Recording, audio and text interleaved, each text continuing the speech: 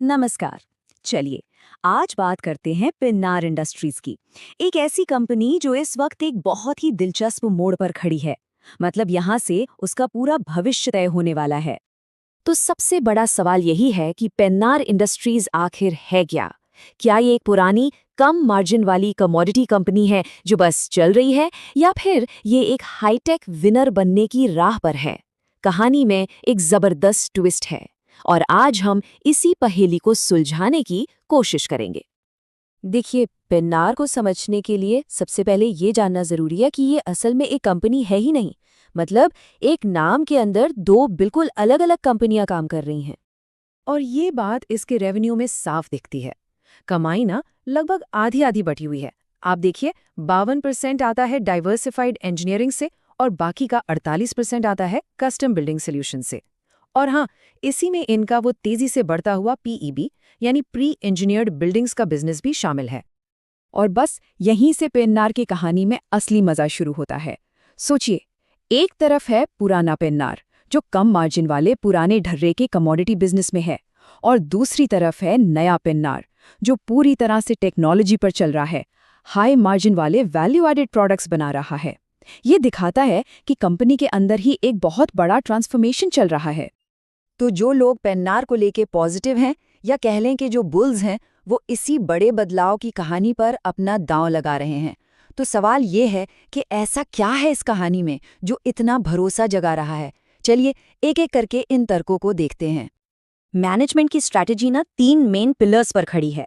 पहला है product shift, मतलब सिंपल स्टील को छोड़कर अब ये कॉम्प्लेक्स इंजीनियरिंग प्रोडक्ट्स बना रहे हैं। दूसरा मार्केट शिफ्ट, यानी सिर्फ इंडिया में नहीं बल्कि अमेरिका जैसे ग्लोबल मार्केट में भी अपनी पहुंच बढ़ा रहे हैं।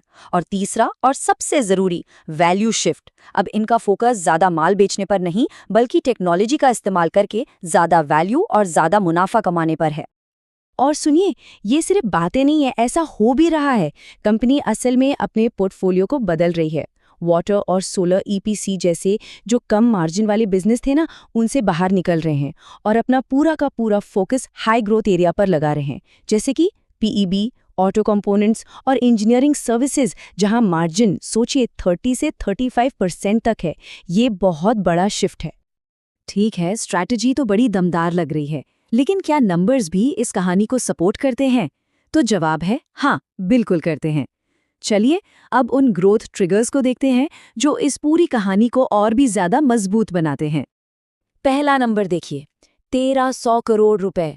जी हाँ, 1300 करोड़ रुपए से भी ज्यादा की ऑर्डर बुक है इनके पास, सिर्फ पीईबी सेगमेंट में, वो भी इंडिया और अमेरिका को मिलाकर।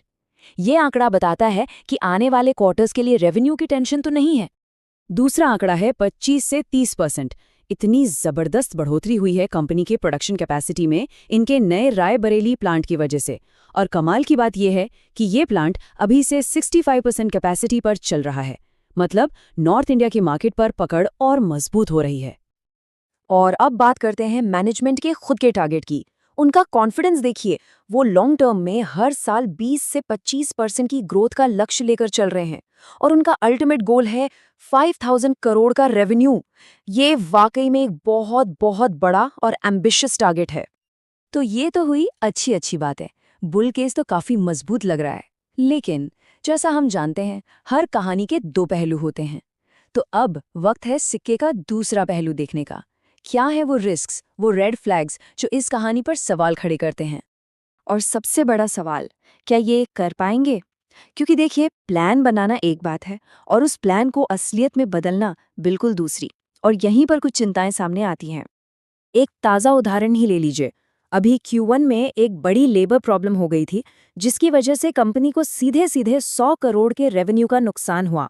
हाँ, मैनेजमेंट कह रहा है कि ये प्रॉब्लम 100% फिक्स हो गई है, लेकिन इस एक घटना ने इनके ऑपरेशनल मैनेजमेंट पर एक बड़ा क्वेश्चन मार्क तो लगा ही दिया है। दूसरी चिंता है कर्ज। कंपनी पर कर्ज का बोझ काफी ज्यादा है। इनका डेट टू इक्विटी रेशियो है लगभग 0.8, जो कि हाई माना जाता है। और ऐसे में जब कंपनी नए प्लान्स पर पैसा लगा रही है, इतना कर्ज एक फाइनेंशियल रिस्क तो है ही। और दिक्कतें यही खत्म नहीं होती। दो और फाइनेंशियल प्रॉब्लम्स हैं। पहली, वर्किंग कैपिटल, मतलब कंपनी का पैसा करीब 76 दिनों तक बिजनेस में फंसा रहता है, जबकि इनका टारगेट है 60 दिन। और दूसरा, ब्याज की लागत, वो भी टारगेट से ज्यादा है, जो सीधा सीधा इनके मुनाफे को खा रही है। और जब हम पेन्नार की तुलना इनके सबसे बड़े कंपेटिटर इंटरराज से करते हैं तो तस्वीर और भी साफ हो जाती है। देखिए, इंटरराज सिर्फ और सिर्फ पीईबी बिजनेस पर फोकस्ड है। उन पर कर्ज लगभग 0 है। उनकी ग्रोथ भी पेन्नार से तेज है और इसीलिए मार्केट भी उन्हें ज्यादा वैल्यूएशन देता है। ये साफ साफ दिखाता है कि इन्वेस्टर्स को एक फोकस्ड कंपनी ज्यादा पसंद आती है। तो ठीक है, हमने बुल केस के सारे पॉजिटिव पॉइंट्स देख लिए और बेयर केस की सारी चिंताएं भी समझ लीं। अब वक्त है इन दोनों को एक साथ रखकर एक नतीजे पर पहुंचने का।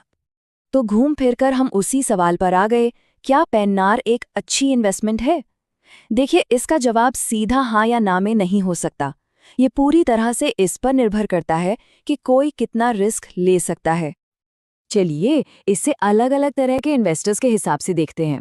जो अग्रेसिव इन्वेस्टर हैं वो शायद गिरावट में खरीदने का मौका ढूंढे, इस उम्मीद में कि Q2 के रिजल्ट्स अच्छे आएंगे।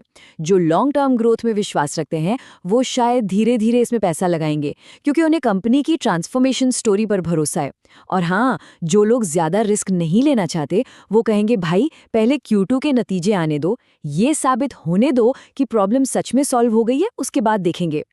तो आखिर में ये पूरी कहानी दो अलग अलग बिजनेस मॉडल्स की लड़ाई पर आकर टिक जाती है। एक तरफ है पेन्नार का डाइवर्सिफाइड मॉडल। इसमें सेफ्टी तो है क्योंकि बिजनेस कई जगह फैला है, लेकिन फोकस की कमी हो सकती है। और दूसरी तरफ है इंटरराज जैसा प्योर प्ले मॉडल। इसमें ग्रोथ तेज मिलती है, फोकस जबरदस्त होता है, लेकिन रिस्क भी एक ही जगह पर कॉन्सेंट्रेटेड रहता है। तो हमारा ये पूरा विश्लेषण इस एक आखिरी सवाल पर आके खत्म होता है। पेन्नार ने एक बहुत बड़े, एक एम्बिशियस ट्रांसफॉर्मेशन पर दांव तो लगा दिया है, लेकिन क्या उनका एग्जीक्यूशन उनकी एम्बिशन से मैच कर पाएगा? क्या जो सपने देखे गए हैं वो हकीकत में बदलेंगे? खैर, इसका जवाब तो आने वाला वक्त ही देगा। हमारे साथ इस विश्लेषण में जुड़ने के लिए आपका धन्यवाद।